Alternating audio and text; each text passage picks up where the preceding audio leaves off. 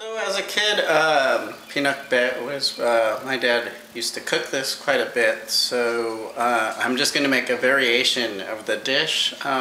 We actually had a pretty big garden out in Fremont, so most of the ingredients we had for the Pinakbet was really fresh. But obviously I'm here in Texas and I don't really have a garden. And actually when I was younger I really didn't like it because it was really bitter, but now I seem to like bitter stuff. So here's my take on Pinakbet. This is a Ilocano dish. This is my variation on it. There are several ways to make it, I think, if you wanted to make it authentic. And most of the time when you do make Pinakbet, you get stuff from the garden. One of the essential ingredients of the dish is your bitter melon over here. So this is the bitter melon. And there are other parts of the bitter melon that actually, if you have it, you should put in your Pinakbet, which is like the flowers, I think. So if you actually grow bitter melon in your backyard, you could put the flowers and then some squash here. I don't necessarily think this is required, but some of the recipes I saw on the internet actually use squash. Then there's pork, which I put over here, and I kind of tenderized it. You probably don't need this much pork at all, but I'm just putting it in here, and I don't really think you could probably get away with 1/8 of this. Another thing that you put is some garlic, which I have here, and some ginger. You could also put some onions.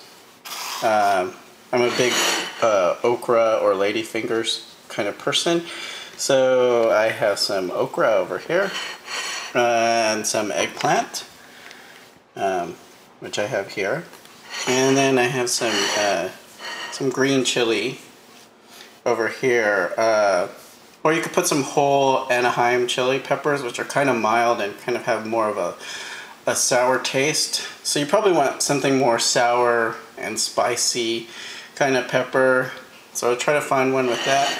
I have some tomatoes, which I chopped here. You could actually put a lot more tomatoes, but I'm too lazy. And then you have your green bean, which really you should get the really long green bean, but you know, these small green, any kind of beans really. I mean, the thing with Pinakbet is, you know, you could basically have different kinds of vegetables. I don't think there's any rules.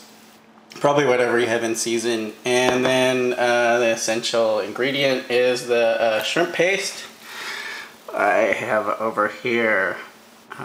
So these are your ingredients. First thing you want to do is you want to take your garlic and your ginger and fry it up. So let's fry this until it's fragrant. Shrimp paste or bagoong, some shrimp paste basically, and you want to fry this here to taste. If you like it pretty salty, you'll probably want to put like 1 or 2. This stuff is pretty salty, so you don't want to put too much. Depending on how you like it. Since I have some pork in my dish, I probably don't want to put too much, so I'll just put 1.5. Pork into the mix, and you want to brown it. And since I have a lot of pork, this is going to take a while. The pork has been browned a little bit. I'm going to add some water, and then I'm going to add my squash. And so I'm going to cook the squash basically until it's nice and soft. Squash is sort of cooked. I'm going to put the bitter melon or ampalaya in. So add that to the Pinakbet. You can see all the green and the reds from the shrimp paste and the orange color from the squash. And then I'm going to also add the okra and the eggplant into the mixture too to cook that down. And then I'm going to add the tomatoes in too as well. And I'm going to cook this for about 3 minutes, and then I'm going to add the string beans since I want the string beans to be kind of crunchy. And my green beans, I'm going to put these in for about 2-3 minutes. And so here is the final result of my pinakbet. Basically, you can see the pork, the bitter melon, the eggplant, and the okra and the squash. Some variations, like I said, is you don't have to put as much pork here, but since I bought a lot of pork at the market, I decided to make this more of a meat dish. But this is mostly a vegetable dish, so you probably want less pork. And so it's good for actually quite several servings. So I hope you guys like this dish.